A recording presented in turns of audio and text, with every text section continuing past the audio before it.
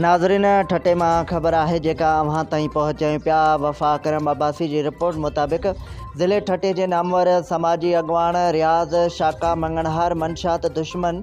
SSP ठटो mister Sajid अमीर सदोज़ई की निगरानी में ज़िले ठटे के बिन दबंग SHOs ज़ियाद अहमद नूनारी और SHO Makli mister Zahid power पारा मंशात के अड्डन ते कामयाब ऐं दबंग छापा हणी ज़हरीली मंशात जो मुकम्मल ख़ात्मो करण की खुशी में खेन खिराज तहसीन पेश करण लाइ रैली कढी वई। SHO ठटो ज़ियाद अहमद नूनारी और SHO Makli mister Zahid power के हक़ में ज़बरदस्त नारेबाज़ी करण दौरान पंहिंजे खिताब में चयो त असांखे ज़िले ठटे के दबंग पुलिस ऑफिसरन